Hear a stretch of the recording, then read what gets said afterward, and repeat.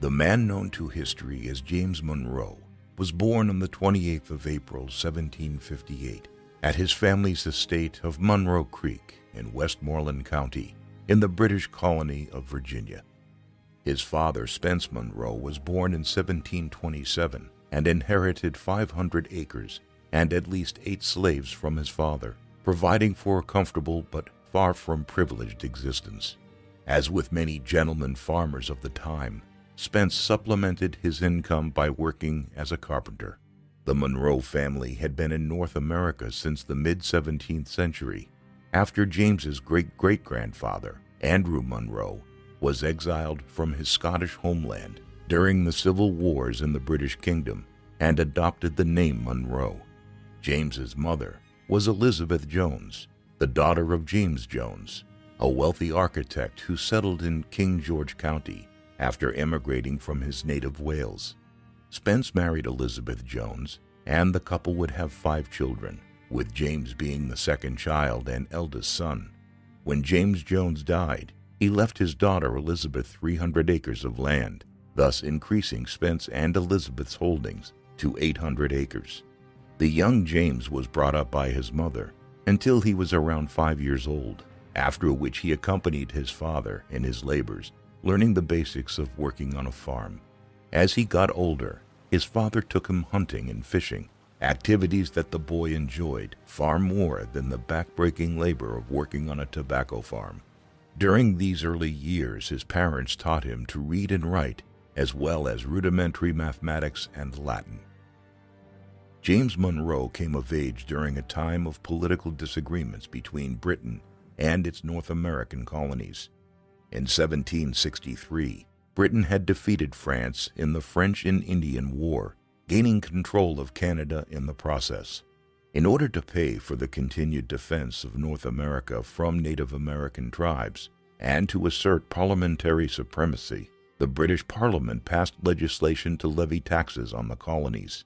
The most notorious of these was the Stamp Act of 1765, which taxed all printed material, including letters and legal documents. The colonists protested, claiming that as subjects of the British Empire, they could not be subject to taxation by Parliament without representation in Parliament, and resisted the law by organizing boycotts of British trade. According to family legend, in February 1766, Spence Monroe rode off from his farm to nearby Leedstown, joining Westmoreland County landowners in signing Burgess Richard Henry Lee's proclamation, refusing to buy British goods until the repeal of the hated law. Although the Stamp Act was repealed in March 1766, Parliament continued to assert the right of taxation over the American colonies, and tensions continued to brew. In 1769, the 11-year-old James was sent to the Campbelltown Academy, run by Reverend Archibald Campbell of the neighboring Westmoreland Anglican Church. The young boy had to walk several miles from the farm to school each day, where he learned Latin, Greek, French, mathematics, and history, while earning a reputation for being a hardworking student. Among the other students at the academy was John Marshall, a boy 3 years older who would become a lifelong friend, despite their later political differences. In 1772, James' mother Elizabeth died after giving birth to her 4th son Joseph, and a couple of years later, his father Spence followed his wife to the grave, leaving the 16-year-old James as the owner of the family's 800 acres and head of the household with responsibility for his elder sister and 3 younger brothers. At this moment, his maternal uncle, Joseph Jones, stepped into the fray and provided the family with financial support. Jones was a lawyer who served on the Virginia House of Burgesses alongside George Washington, Patrick Henry, and Thomas Jefferson, and he became an important mentor to his nephew. Jones arranged for James's elder sister, Elizabeth, to take charge of the house and her younger brothers, while James was sent to the College of William and Mary in the colonial capital of Williamsburg. By the time Monroe began his studies at college, political tensions between Parliament and the colonies had reached a boiling point. Following passage of the Tea Act in May 1773, In December, protesters in Massachusetts staged the Boston Tea Party, throwing valuable tea overboard from a British East India Company ship into Boston Harbor. The incident prompted Parliament to crack down on the rebellious New England colony by closing Boston Harbor, thus prompting Whig leaders in the American colonies to send representatives from 12 colonies to an extra-legal gathering they called the First Continental Congress in September to discuss a joint boycott of British goods. Across the British American colonies, people began to divide over whether to support the actions of the protesters or to defend Parliament and the Empire. The division between patriots and loyalists was not at first over whether to break the British colonies from the British Empire, but rather over how the British Empire should view its colonies and what rights should be afforded to the citizens of the various British colonies. On the 19th of April, 1775, Patriot militiamen exchanged fire with British soldiers under the command of Thomas Gage at Lexington and Concord in Massachusetts, after the British general attempted to seize gunpowder stores. The following day, Virginia's royal governor, Lord Dunmore, gave similar orders to remove the gunpowder from Williamsburg's powder magazine under the cover of darkness. When locals realized what was going on in the morning, Monroe and his fellow students joined a crowd that marched on the governor's palace. The incident triggered a chain of events which resulted in Dunmore fleeing from America on a British ship in early June. Distracted from his studies, Monroe spent much of the summer of 1775 drilling on the college green. That June, General George Washington was appointed Commander-in-Chief of the Continental Army by the Second Continental Congress in Philadelphia. As Congress launched a recruiting drive to bolster Washington's ranks, Virginia agreed to raise 6 more regiments. The 3rd Regiment was led by Colonel Hugh Mercer, a Scotsman whose military experience included fighting with Bonnie Prince Charlie at Culloden in 1745 and with Washington at Fort Duquesne in 1755. Mercer was a friend of Joseph Jones and appointed Monroe as a lieutenant in Captain John Thornton's company. The other 2 lieutenants were John Marshall, Monroe's friend at Campbelltown, and James Mercer, Monroe's roommate and close friend at William and Mary. After intensive training, the 3rd Regiment was ordered to march north and join Washington's army in New York in June 1776. On the 4th of July, Monroe and his fellow soldiers heard the proclamation of the Declaration of Independence, authored by Thomas Jefferson and adopted by Congress a couple of days earlier. While marching north, the Virginians received news of the Continental Army's defeat at the Battle of Long Island on the 27th of August. Washington's men had nearly been trapped by General William Howe's 32,000-man army and a powerful fleet under his brother Admiral Richard Howe. But incredibly, the Continentals managed to evacuate to Manhattan on the night of the 29th. By the time the Virginians arrived on the 13th of September, Washington's headquarters were at Harlem Heights overlooking Manhattan. On the 16th, Monroe received his baptismal fire as a Continental soldier when the 1st and 3rd Virginia regiments repelled a British attack in a rare success for the Continentals. By October, Washington was down to 5,000 men and decided the only way he could save his army was to retreat across New Jersey to eastern Pennsylvania. As Washington put his plan into motion, his army was relentlessly pursued by the British forces. With Washington's army on the western shore of the Delaware River, Howe stopped the pursuit in mid-December to take up winter quarters, leaving 1,500 Hessian mercenaries in Trenton, New Jersey. On Christmas Day, 1776, Washington planned a night raid across the Delaware to surprise the Hessian garrison at Trenton. The general's distant cousin, Captain William Washington, volunteered to lead a detachment attacking from the north, and Monroe volunteered to serve as his junior officer. On the morning of the 26th, Washington and Monroe led the Continental vanguard through a snowstorm and attacked at 8 o'clock. Although rudely surprised, the disciplined Hessians organized the defense and fierce fighting ensued. After successfully launching a charge to secure a pair of captured Hessian guns, Washington and Monroe continued to rush into a mass of Hessians. After Washington was wounded, Monroe took over the attack before being struck by a musket ball through his shoulder, which severed an artery.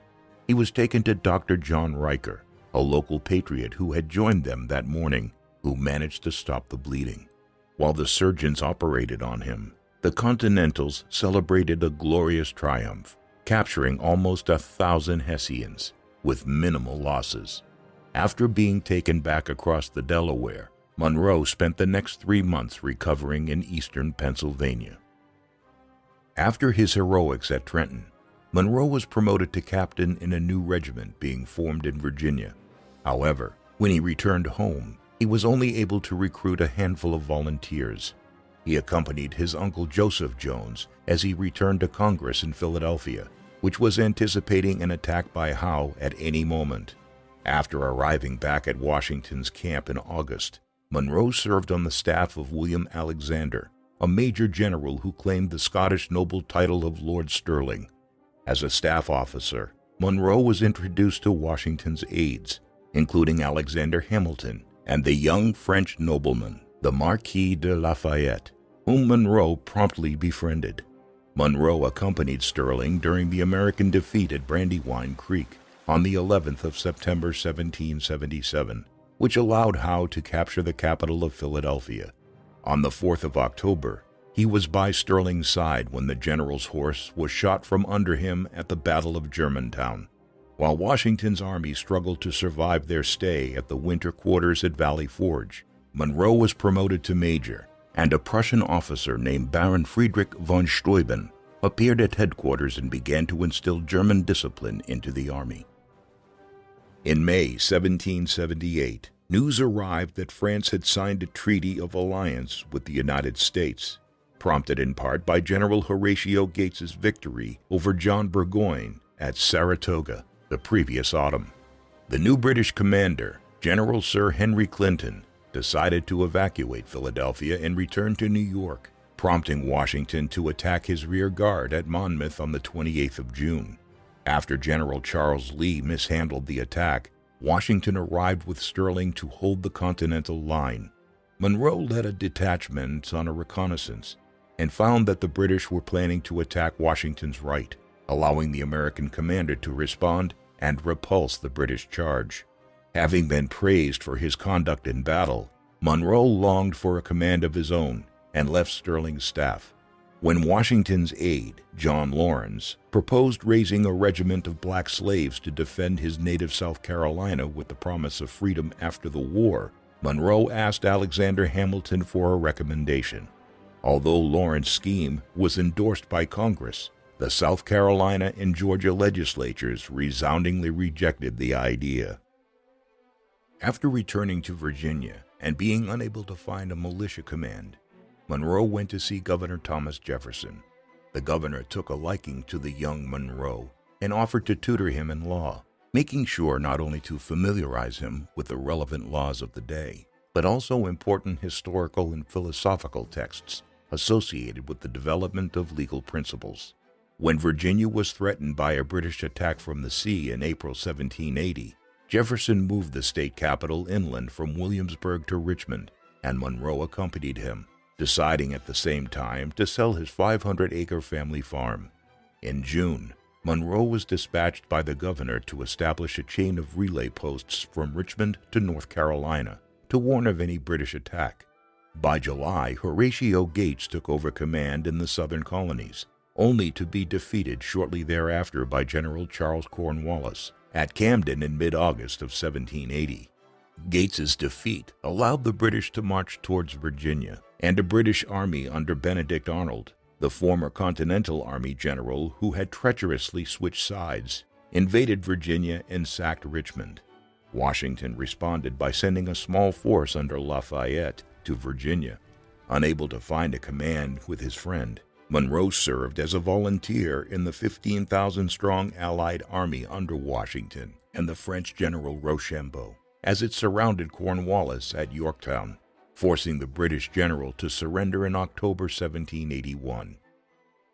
After completing his law studies, Monroe was admitted to the bar, and in April 1782, he was elected to the Virginia House of Delegates, serving alongside his friends John Mercer and John Marshall, and within a few months, he was named to the state's 8-man Privy Council. At the end of the year, he was elected to the Confederation Congress, established in 1781, following the ratification of the Articles of Confederation. The Articles had been drawn up by the Continental Congress to create a government for the 13 United States, but in their efforts to avoid repeating the British model of a powerful central government, the delegates left Congress weak, providing it with the means to declare war and conduct diplomacy, but without a standing army or navy or the power of taxation. Monroe was now Jefferson's congressional colleague, and the older man began to mentor him in the art of politics. After Monroe voted to ratify the Treaty of Paris in January 1784, which ended the Revolutionary War on extremely favorable terms for the United States, he voted with the other Virginia delegates in ceding Virginia's land northwest of the Ohio River to the federal government. But illness caused him to miss a crucial vote on a clause drafted by Jefferson to ban slavery in the territory by 1800. In May 1784, Jefferson departed for Paris to assist Benjamin Franklin in his ambassadorial duties in France. Before doing so, he introduced Monroe to his friend James Madison, a man 7 years older who would take Jefferson's place as Monroe's mentor and confidant during his absence. That summer, Monroe went on a lengthy journey to western New York to participate in talks with the Native American tribes, becoming friends with the native leader Joseph Brant. Upon his return to Congress in October, he argued that British garrisons which remained in the Northwest in defiance of the Treaty of Paris should be withdrawn as soon as possible. In January 1785, Congress moved to New York City, and it was there that Monroe met the 17-year-old Elizabeth Courtwright, who hailed from a wealthy merchant family. Monroe had befriended all 4 Courtwright sisters, but was especially captivated by the charming and intelligent Elizabeth, whom he married on the 16th of February 1786. The couple would go on to have 2 daughters and a son who died in infancy. Back in Congress, Monroe chaired a congressional committee to oversee negotiations with Spain over rights to the Mississippi River, which divided the United States and Spanish Louisiana in the west. After the King of Spain stopped negotiating with the United States over the dispute, Secretary of Foreign Affairs John Jay had agreed a treaty with Spanish Representative Don Diego de Cardequi to give the Spanish exclusive navigation rights to the southern part of the Mississippi for 25 years. Jay was supported by the northern states, which considered Spanish trade more important than the Mississippi, but Monroe and his southern allies believed otherwise. The Virginia congressman led the southern opposition to the treaty, which failed to obtain the support of the 9 states required for ratification. In 1786, Monroe resigned from Congress and returned to his native Virginia, where he opened a law practice in Fredericksburg. The following year, he was elected to the House of Delegates, but kept a close eye on the convention which gathered in Philadelphia in May 1787 to consider amendments to the Articles of Confederation. As James Madison was responsible for calling the meeting, Monroe was disappointed not to have been elected a delegate. On the 17th of September, the convention adjourned, and the text of the proposed Constitution of the United States, designed to replace the Articles of Confederation, appeared in newspapers throughout the country. Monroe had been a critic of Congress's weaknesses under the Articles and was a member of the Virginia Ratifying Convention, which met in June 1788. Although General Washington had presided over the convention, and James Madison had been responsible for writing much of the document, their fellow Virginians were more evenly divided. While Madison championed his creation, the fiery orator Patrick Henry led the anti-federalist opposition. Monroe was part of a group in the middle who believed that the Constitution should be accompanied by a Bill of Rights. In the end, Madison agreed to a compromise to consider amendments after ratification, and the convention voted in favor of ratification 89-79, becoming the 10th state to ratify the document. In an act of revenge for his defeat over the Constitution, Henry maneuvered to prevent Madison from being selected as one of Virginia's 2 senators, and then recruited Monroe to run against Madison for the House of Representatives. Although reluctant to challenge his friend, Monroe's ambition and sense of duty motivated him to accept Henry's offer, but Madison emerged victorious on Election Day in February 1789. George Washington was unanimously elected President of the United States and took office at the end of April. For several years, Monroe sought to move to Albemarle County in order to be closer to Jefferson's estate in Monticello. At this time, he had exchanged a large tract of land he had been awarded in Kentucky for his service during the Revolutionary War for an 800-acre estate previously owned by George Nicholas, a colleague on the House of Delegates.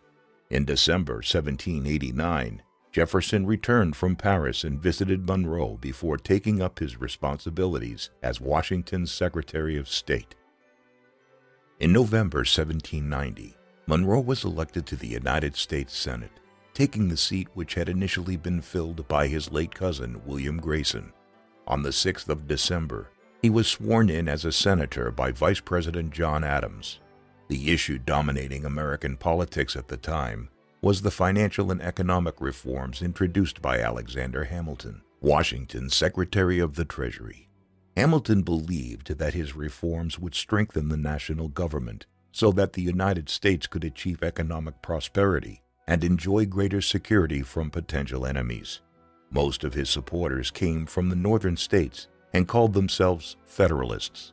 Hamilton's opponents believed that the Treasury Secretary's policies were far too similar to Great Britain's economic system and believed that it risked creating a despotic government, and described themselves as Republicans.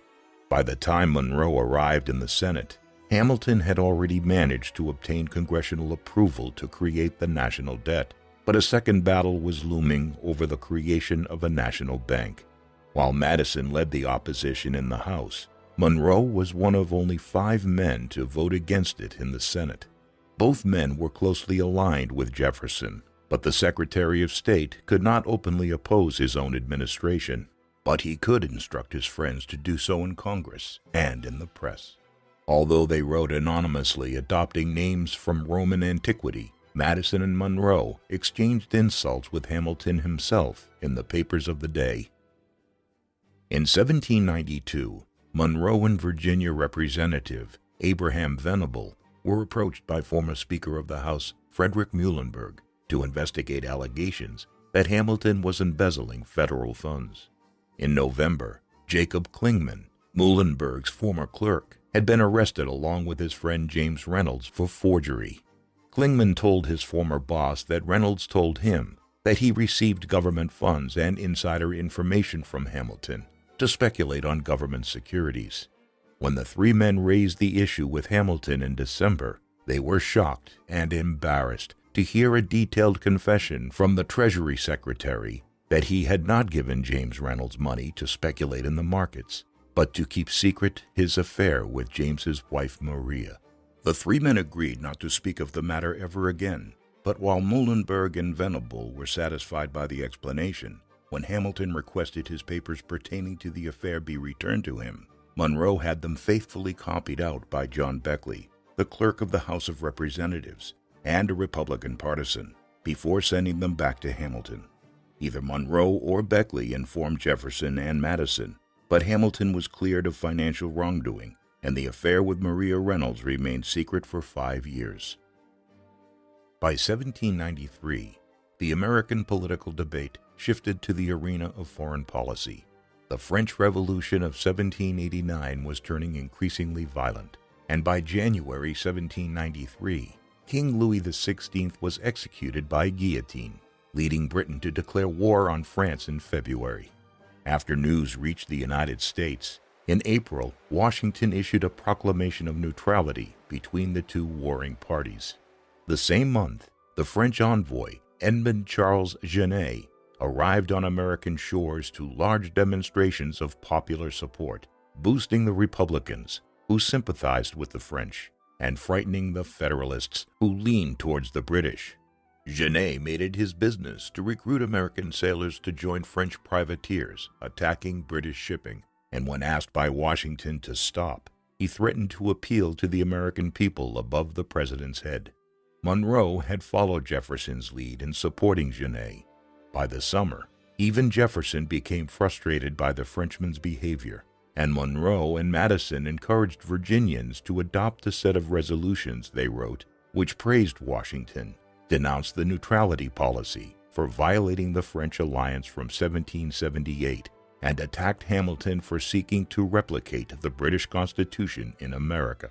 At the end of 1793, Jefferson resigned as Secretary of State, partly as a result of the Genet affair. In early 1794, Britain closed the British West Indies to American trade and began to force American sailors to join the Royal Navy by claiming they were deserters from British ships, a practice known as impressment. Monroe led the Republican opposition in the Senate in calling for a boycott of British trade, while the Federalists hoped to send a special envoy to negotiate a treaty with Britain to resolve the disputes. When Washington nominated Chief Justice John Jay, Monroe argued that the appointment undermined the independence of the judiciary, but failed to prevent Jay's nomination.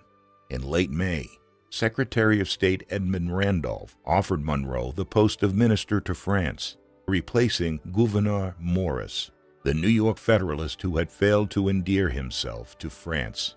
Armed with Randolph's instructions to maintain friendly relations while asserting American neutrality, Monroe departed from Baltimore with his family and arrived in Le Havre on the 31st of July, reaching Paris on the 2nd of August.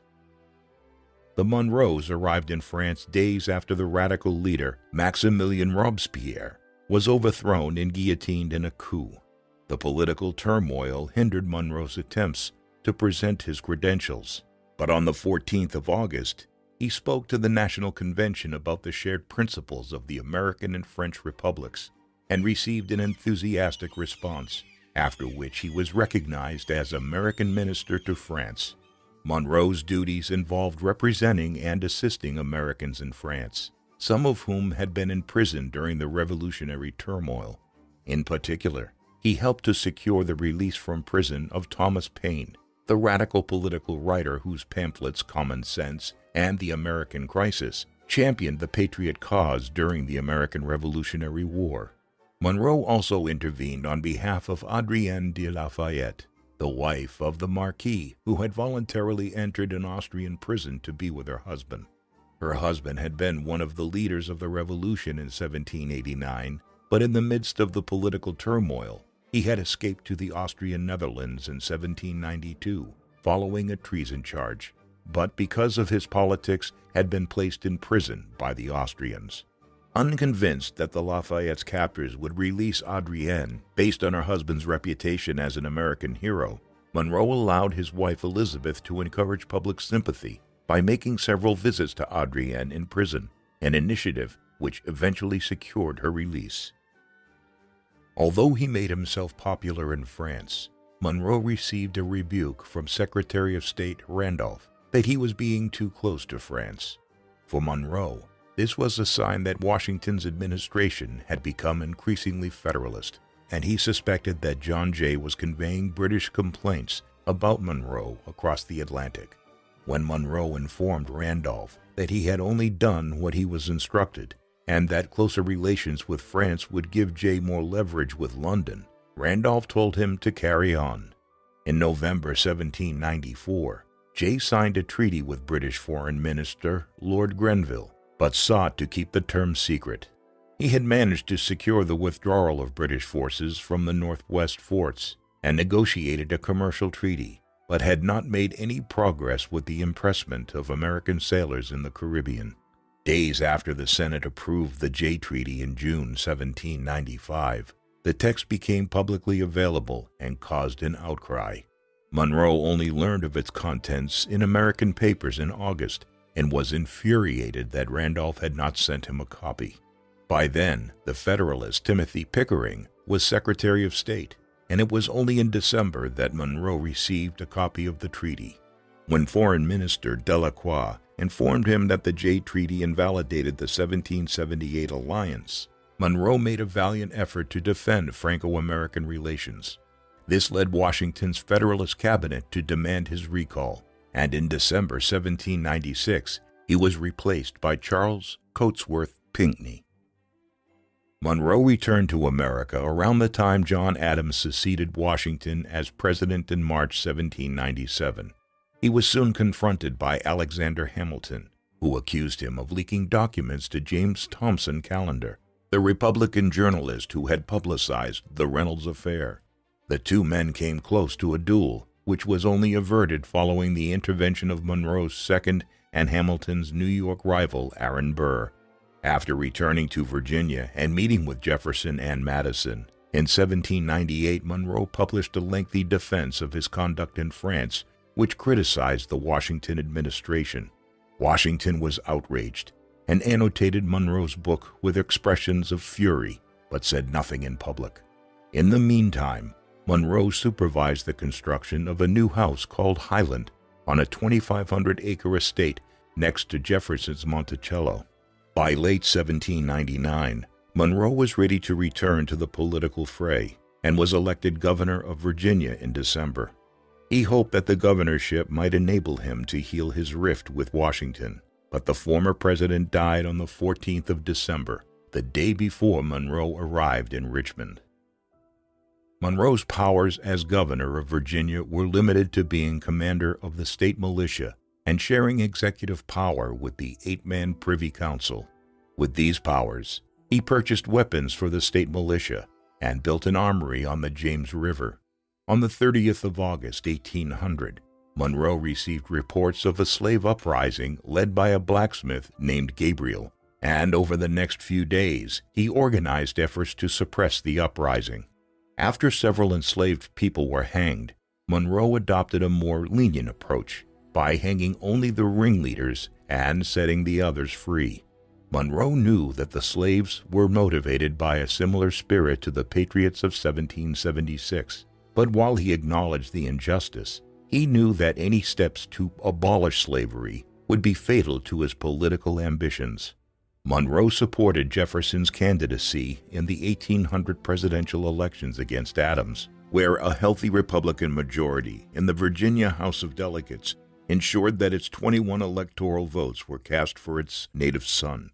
However, while Jefferson had defeated Adams, he had tied with his running mate Aaron Burr, throwing the election to the House of Representatives. Despite efforts by some Federalists to choose Burr, Jefferson eventually triumphed.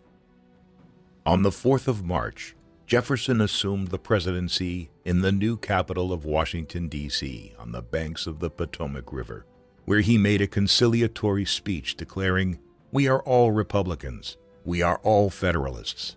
As the Virginians considered how to prevent future slave insurrections, Monroe asked the president for advice on removing enslaved Africans and their descendants to Africa.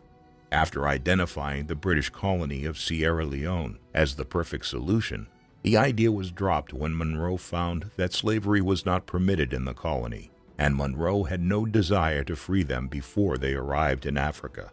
At the end of 1801, Monroe was re-elected to a third term as governor, during which he promoted public infrastructure and the establishment of a public school system. The legislators were unwilling to provide the funds for these, while Monroe faced another slave rebellion. Monroe had planned to return to a legal practice after the end of his governorship, but in January 1803, he received an offer from Jefferson to return to Paris on a diplomatic mission. In November 1799, General Napoleon Bonaparte had taken power in France, and in 1800, he negotiated a treaty with Spain to transfer Louisiana back to France by 1803. The prospect of a strengthened French presence alarmed Jefferson, who considered plans to purchase the port of New Orleans on the mouth of the Mississippi. According to the instructions given to him by James Madison, now Jefferson's Secretary of State, after his mission to France, Monroe was also to go to Spain to negotiate the purchase of Florida. The Monroes arrived in France in April and met with Robert Livingston, who who had been attempting to negotiate a purchase since 1802. By early 1803, the French army, which Napoleon had sent to suppress the slave uprising in Haiti, had disintegrated from yellow fever and the stiff resistance by the Haitian revolutionaries, and the First Consul was planning for the resumption of war with Great Britain and desperately needed money. On the 10th of April, Napoleon informed his finance minister, François Barbé Marbois, that he was prepared to sell the whole of Louisiana. Although Livingston had hoped to get the credit for negotiating the purchase himself, he was persuaded to work with Monroe, and on the 30th, Monroe and Livingston agreed with Barbé Marbois to buy Louisiana for $15 million. As they discussed how to finance the deal, Monroe revealed that representatives from the Hope and Bearings Bank in London had approached him a few days earlier to offer a loan which sealed the deal. Rather than go to Spain, Monroe went to Britain in July to take over from Rufus King as minister to Great Britain. The main subject of dispute remained the impressment of American sailors, the issue which Jay had tried and failed to resolve. As a Francophile, Monroe was an unusual choice to serve as ambassador in London, but his meetings with King George III and Foreign Secretary Lord Hawkesbury established a level of mutual respect. Nevertheless, with Prime Minister Henry Addington's government on the verge of collapse, Monroe concluded that the British were not interested in negotiations. When Addington's government fell in April 1804, William Pitt, the younger, returned to office as Prime Minister, and Lord Harrowby was appointed Foreign Secretary. After meeting with Harrowby in August, Monroe understood that no agreement would be forthcoming. He therefore left for Spain, hoping to persuade Spain to cede West Florida, which the Americans considered part of Louisiana. En route, he stopped in Paris and attended Napoleon's coronation at Notre Dame on the 2nd of December 1804. After arriving in Madrid, neither Monroe nor his colleague Charles Pinckney were able to make progress on the issue in talks with Foreign Minister Pedro Savalas Guerra and the royal favorite Manuel Godoy. So after writing to Madison to propose seizing Florida by force, Monroe returned to Britain. After returning to Britain in July 1805, Monroe was sidelined by a third Foreign Secretary, Lord Mulgrave, who had been in his post since January. However, the death of Pitt in January 1806 led to a new administration under his cousin, Lord Grenville, the same man who had negotiated with John Jay as Foreign Secretary. More importantly, Grenville's Foreign Secretary was Charles James Fox, a Whig leader and a sympathizer to Monroe's cause. Almost immediately, Monroe received encouraging signs, but the American diplomat was forced to wait, while Fox attempted to persuade his cabinet colleagues. In August, William Pinckney arrived to assist Monroe in negotiations, while Fox fell ill and died in September. Despite this, the new British negotiators, Fox's nephew, Lord Holland, and President of the Board of Trade, Lord Auckland, remained keen to come to an agreement. On the 31st of December, the four agreed to a treaty which improved on the terms Jay obtained 12 years earlier, but stopped short of a ban on impressment, only a commitment for British subjects and American citizens not to commit any outrage against each other. Disappointed that there was no ban on impressment, Jefferson decided not to send it to the Senate for ratification. The president's decision frustrated Monroe, who knew that he could not get better terms, especially after Grenville's administration fell in March 1807. In June 1807, the British warship HMS Leopard attacked the American frigate USS Chesapeake and killed 4 American sailors. Monroe's efforts to discuss compensation with Foreign Secretary George Canning came to no avail, and at the end of the year, he decided to return home while Jefferson introduced the Embargo Act to ban all trade with foreign nations. With the 1808 election looming, Jefferson decided to step down following Washington's precedent of limiting himself to 2 terms, and Madison was his obvious successor. When Monroe went to Washington to meet his old friends, the President and Secretary of State avoided political topics making it clear that they were unhappy with Monroe. In response, Monroe allowed the Old Republicans, a group who believed the Louisiana Purchase was unconstitutional, to put his name forward for the presidency. To his surprise, Monroe also received the support of Richmond Federalists, but in the end, Madison won Virginia and the presidential election of November 1808 easily. As Monroe returned home, he became a full-time plantation farmer and gradually mended relations first with Jefferson and later with Madison. In early 1810, Monroe returned to the House of Delegates, and a year later he was elected governor of Virginia. During this time, Madison ordered the annexation and occupation of West Florida. 2 months after his election as governor, Monroe was offered the post of Secretary of State by President Madison, and he assumed the office on the 6th of April. While American ships suffered attacks from both the British and the French, Monroe adopted a tough line with their respective ministers, Sir Augustus John Foster and Louis Serrurier. In late 1811, young Republicans in the House, including Speaker Henry Clay of Kentucky and Congressman John Calhoun of South Carolina, loudly clamored for war with Great Britain, receiving the nickname War Hawks.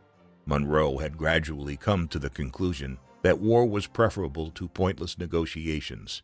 In the spring of 1812, Madison and Monroe presented a dossier of papers hinting at links between New England Federalists and Britain, claiming that the British were plotting with the Federalists to partition the United States and reincorporate New England into the empire. As the drumbeat of war grew steadily louder, Congress declared war on Great Britain on the 18th of June, 1812. The war began badly when General William Hull's invasion of Canada was easily repulsed, and he surrendered at Detroit on the 16th of August. Recalling his service during the Revolutionary War, Monroe was keen to take a field command, and Madison briefly considered Monroe as Hull's replacement, but appointed William Henry Harrison instead.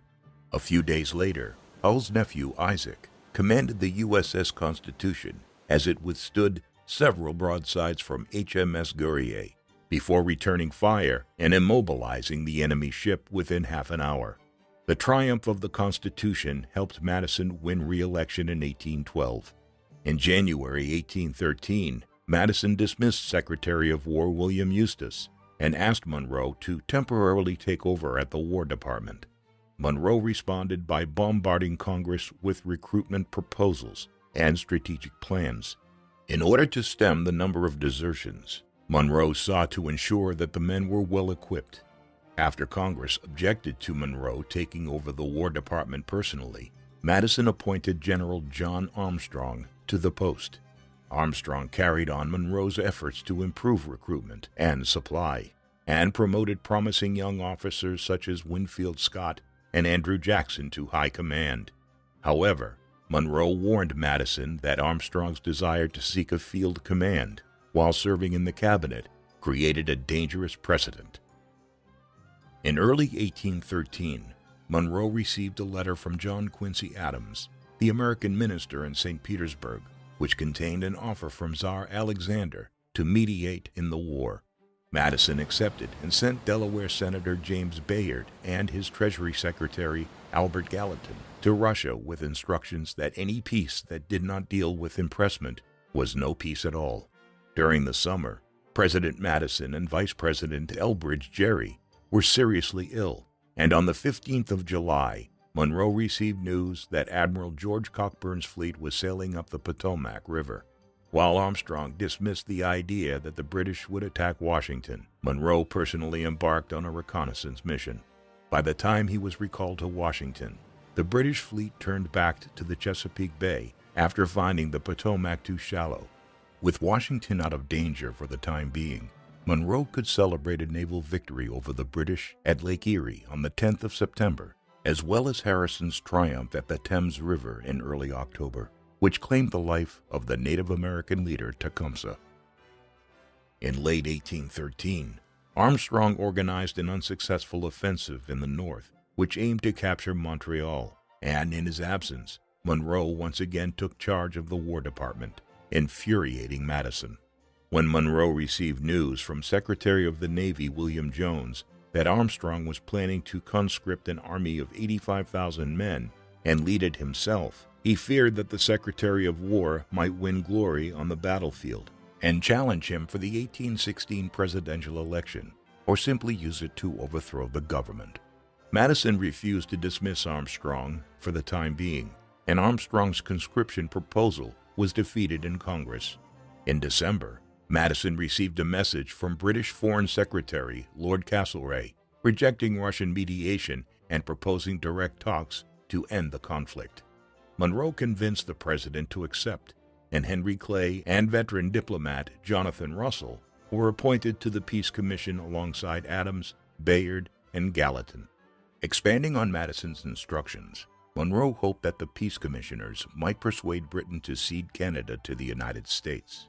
Developments in Europe in the meantime threatened to strengthen Britain's negotiating position, particularly following the defeat of Napoleon in October 1813 at the Battle of Leipzig, allowing Allied Austrian, Russian, and Prussian armies to invade France during the winter, while the Duke of Wellington's British army crossed the Pyrenees into southern France. After the Allies occupied Paris, Napoleon's abdication at the beginning of April ended the war in Europe. Britain was now free to turn her armies to the United States, perhaps with Wellington at their head. The British and American negotiators began peace talks in the city of Ghent, in Belgium, where the Americans were informed that impressment was off the table. In June 1814, Monroe again received reports of an imminent attack on Washington, and, as he had previously done, Armstrong dismissed the fears. Despite Monroe's pleas to defend the capital, the city was left unfortified when 4,000 men under General Robert Ross sailed into the Chesapeake, conveyed by Admiral Alexander Cochrane's fleet. Monroe led a scouting party and found Ross and his men marching towards Washington. After giving orders to his wife, Dolly, to remove valuable items and documents from the president's house, Madison accompanied his cabinet to Bladensburg, where on the 24th of August, 7,000 American militiamen under General William Winder were routed by Ross's 1,500 veterans.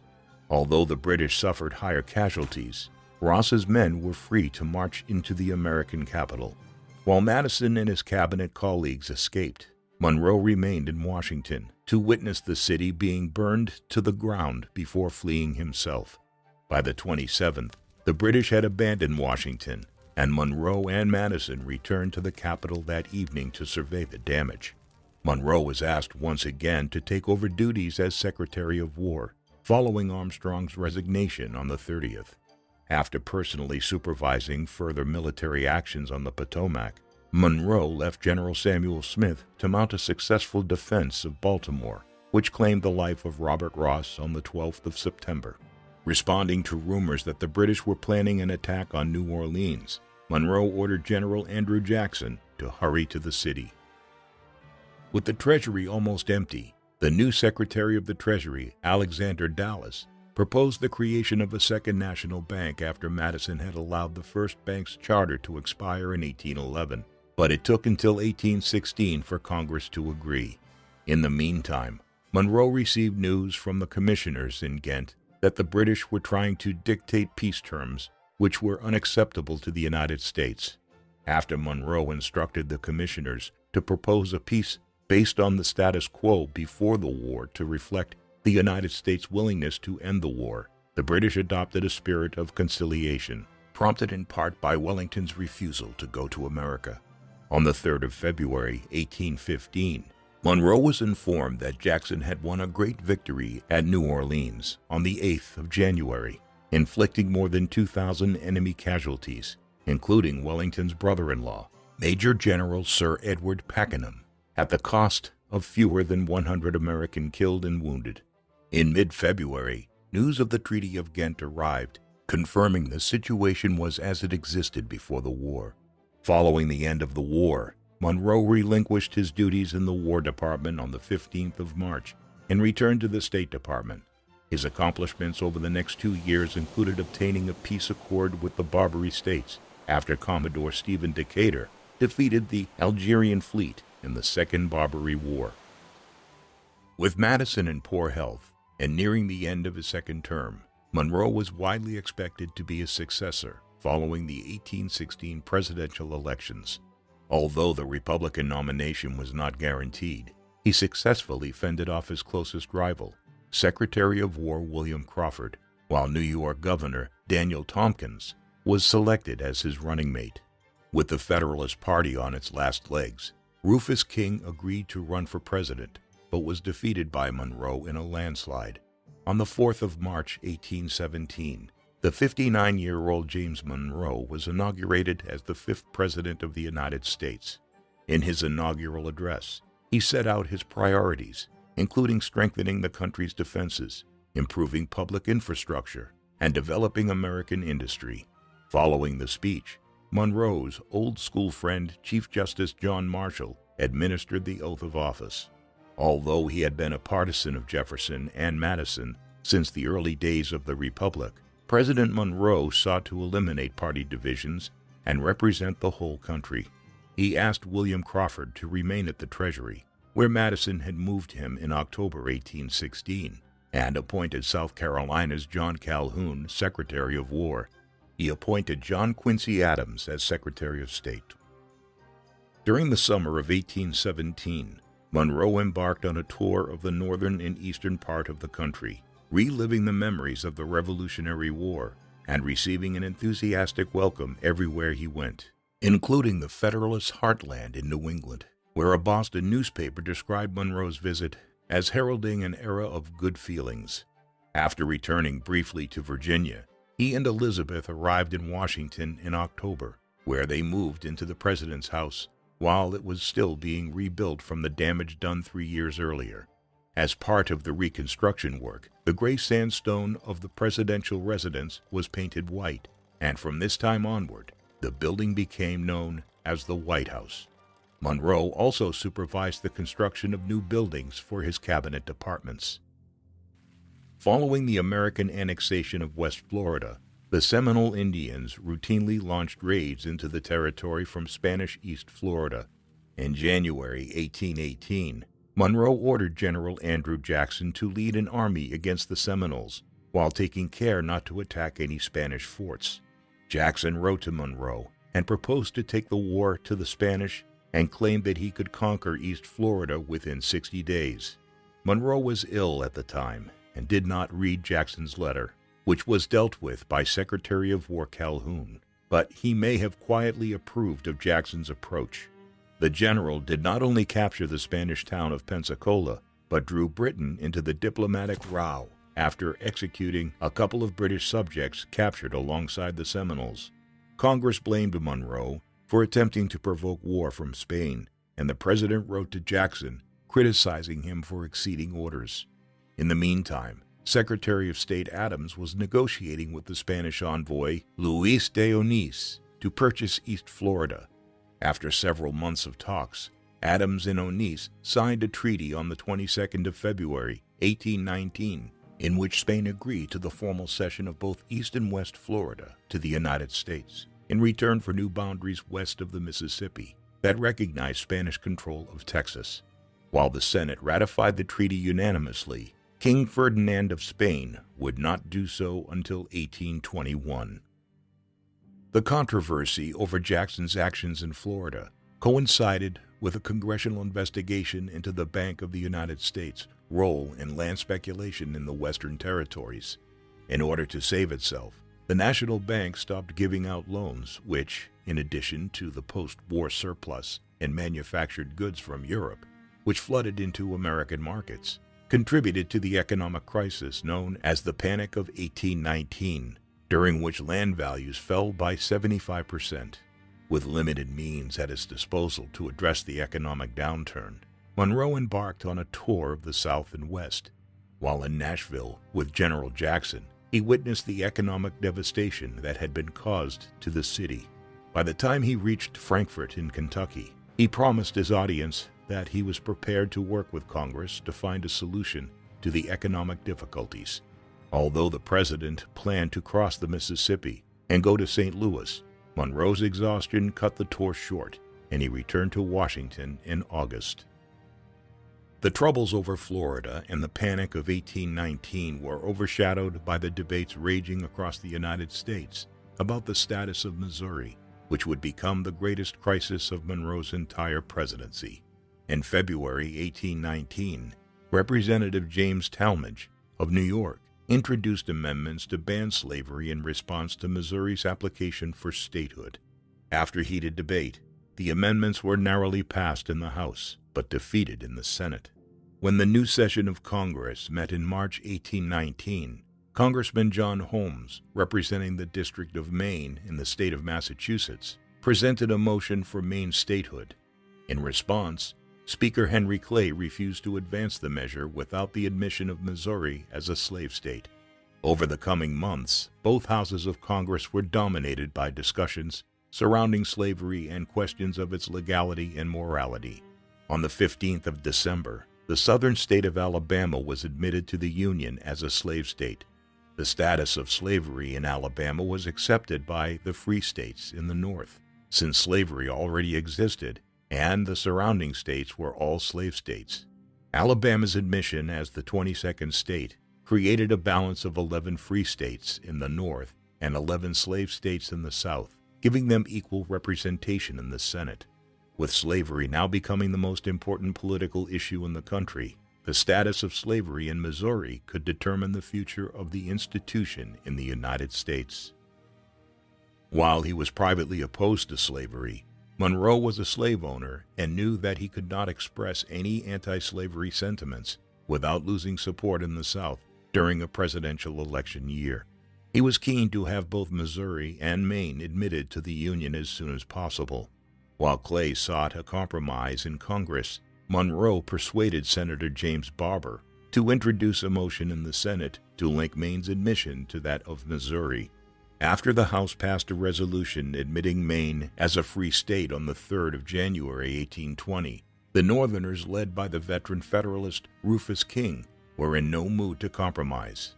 The Illinois Senator Jesse Thomas proposed an amendment allowing Missouri to enter the Union as a slave state, but to ban slavery north of Missouri's southern boundary line of parallel 36 degrees 30 minutes north.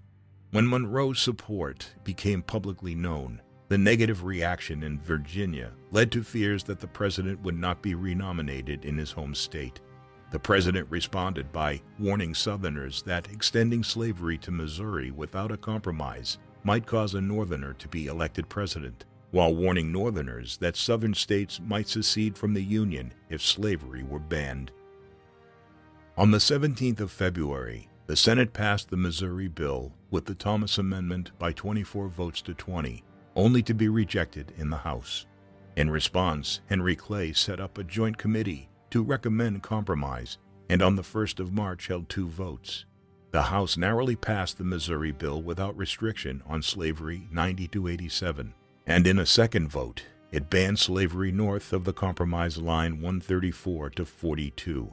The following day, the Senate voted to approve the amended bill 27-15. After consulting his cabinet over the constitutionality of banning slavery in the territory, Monroe signed the bill on the 6th of March.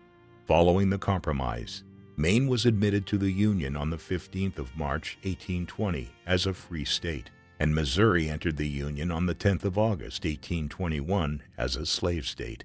The Missouri Compromise was the first in a series of compromises between North and South over the future of slavery, which kept the country together for another 40 years, but the question was finally put to rest after the bloody American Civil War. Despite Monroe's fears that he would not be reelected, the collapse of the Federalist Party and the president's nonpartisan policies ensured that he faced minimal opposition in the 1820 election. However, the country remained in an economic slump, and Crawford informed Congress that the deficit had increased to $7 million, leading to cuts in the Army and military fortifications, 2 things that Monroe had championed. Furthermore, the Missouri debate of the previous year brought an end to the era of good feelings, and the Republican Party began to split into 2. While the president continued to enjoy considerable popular support, party leaders who called themselves Old Republicans argued that the president had adopted Federalist ideas and longed to return to the Jeffersonian tradition of states' rights and limited government. The leader of the old Republicans was Senator Martin Van Buren, who found an ally in Monroe's cabinet in the form of Treasury Secretary William Crawford. When the new congressional session opened in March 1821, the old Republican Philip Barber was elected Speaker of the House, threatening to make Monroe's life difficult. Early in his second term, Monroe received a proposal from the American Colonization Society to establish a colony on the coast of West Africa to repatriate slaves freed by American naval vessels, enforcing the ban on the Atlantic slave trade that Congress had enacted in 1808. Monroe recalled his correspondence with Jefferson on the subject 2 decades earlier and considered the proposals as a potential solution for emancipation of slaves within the United States. However, he believed that as President of the United States, he did not have the constitutional authority to purchase land in Africa and could only encourage the Society's cause and ask Congress to provide funds for the Society. The colony was eventually named Liberia, and the Society named its capital Monrovia in recognition of the President's support. As he considered potential solutions to the problem of slavery, Monroe also hardened his attitudes towards the Native Americans. Although he respected the Indians and had previously agreed to protect Indian lands, the westward expansion he promoted inevitably resulted in white Americans settling on native lands, thus leading to violent clashes. Monroe became increasingly convinced that the only way for Native Americans to survive was to assimilate them into American society by promoting education and Christianization. By the end of his presidency, he called for the Native American tribes of the eastern United States to voluntarily move west beyond the Mississippi, a policy that Andrew Jackson would use military force to achieve in the 1830s. Throughout his presidency, Monroe insisted on the importance of public infrastructure, such as roads and canals, to connect the states and facilitate commerce. However, when Congress passed a bill to repair the Cumberland Road, which passed through Pennsylvania, Maryland, and Virginia, Monroe vetoed it based on his belief that it was unconstitutional. His veto message from May 1822 was accompanied by a lengthy report asking Congress to recommend a new amendment to do so, which he had been demanding from Congress for several years. In the meantime, Congress could raise the funds for improvements and assign them to the states to carry out the work. Monroe hoped that his proposal would encourage support around the country for national improvements, but Congress adjourned without acting on his recommendations. In 1824, Chief Justice John Marshall ruled in the Gibbons v. Ogden case that Congress had the power to regulate interstate commerce, including for navigation, but it came too late in Monroe's presidency for him to implement his agenda. While Monroe's influence on domestic policy was waning, events in Latin America would inspire his most enduring legacy. For more than a decade, Spain's Latin American colonies faced rebellions led by Bernardo O'Higgins in Chile, José San Martin in Argentina, and Simón Bolívar in Colombia. For much of his presidency, Monroe pursued a policy of neutrality, rejecting Henry Clay's calls for recognition of the republics due to the delicate nature of Spanish-American negotiations over Florida. Monroe had been sympathetic to the South American republics and saw the opportunity for a major expansion of trade, and in the spring of 1822, he informed Congress he would recognize Argentina, Chile, Colombia, and Peru. On the 19th of June, Monroe and Adams granted official recognition to the veteran Colombian diplomat Manuel Torres. Although Monroe was certain that Spain was unable to recover its colonies, he feared that other European powers might try and help Spain to do so. Under the influence of Tsar Alexander of Russia and Prince Metternich of Austria, in 1815, Austria, Prussia, and Russia signed the Holy Alliance, which aimed to suppress revolutionary insurrections, and by 1822, France had joined the alliance before sending an army to Spain to restore King Ferdinand to absolute power in 1823. When Monroe received word from the Tsar in October 1823, that he would not recognize the South American republics. He feared an imminent intervention from the Holy Alliance. Meanwhile, American ambassador to Great Britain, Richard Rush, had been discussing the question with Foreign Secretary George Canning, who was not yet prepared to recognize the new republics, but proposed issuing a joint declaration disclaiming any part of the Spanish colonies and opposing their transfer to any other power. Monroe wrote to Jefferson and Madison for advice on how to respond to the proposals, and both ex-presidents advocated accepting them. However, Adams argued that accepting Canning's proposals would tie American hands over Texas and other Spanish colonies that the United States might one day wish to incorporate. By late November, Rush informed Monroe that Canning was no longer interested in a joint declaration, but Monroe and Adams already decided on issuing a unilateral declaration. In a message to Congress on the 2nd of December 1823, Monroe asserted that the American continents, by the free and independent condition which they have assumed and maintain, are henceforth not to be considered as subjects for future colonization by any European powers. As the United States did not have much of a navy to speak of, it lacked the means to enforce the Monroe Doctrine, but it contributed to America's assertiveness in foreign policy as it emerged as a great power during the 19th century. In 1824, during the last year of his presidency, Monroe helped to organize the Marquis de Lafayette's tour of the United States and received his old friend at the White House in October. The presidential election that year was destined to be one of the most contested in American history. The major candidates included three of Monroe's cabinet secretaries, Adams, Calhoun, and Crawford, as well as Henry Clay and General Andrew Jackson. Calhoun dropped out of the race early and became favorite for the vice presidency. While Jefferson and Madison backed Crawford, Monroe remained neutral in the race, though his personal sympathies may have been with Adams. When the electoral votes were counted, Jackson won 43% of the vote and 99 electoral votes, while Adams came second with 32% and 84 electoral votes. With no candidate winning a majority of the Electoral College, it was up to the House of Representatives to choose between the top three finishers, Jackson, Adams, and Crawford. With his presidential ambitions thwarted for the time being, Clay agreed to support Adams in return for the State Department and ensured that Adams would receive backing of Kentucky and Ohio.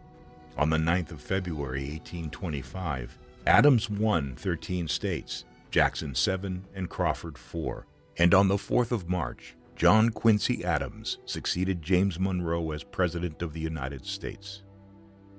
After leaving the presidency, Monroe retired to his farm at Oak Hill in Loudoun County. He was heavily indebted, and his request for Congress to pay off the debts he incurred in public service would be debated for several years, forcing him to sell part of his Highland estate and give the rest to the Bank of the United States in lieu of payment. Monroe continued to visit Jefferson until Jefferson's death on the 4th of July, 1826. Jefferson's passing created a vacancy on the University of Virginia's Board of Visitors, and Monroe was appointed to the body and resumed his collaboration with Madison, the newly elected rector. In October, President Adams offered his predecessor the opportunity to represent the United States at the Pan American Congress in Panama, but Monroe declined, owing to his financial situation and his wife Elizabeth's poor health. The United States ended up sending 2 observers, but one died, and the other arrived after the end of the meeting, thus allowing Great Britain to sign a series of trade agreements with the independent Latin American republics. While Monroe was pleading for financial assistance from Congress, he was subjected to attacks in the press by General Jackson, who accused him of siding with Adams and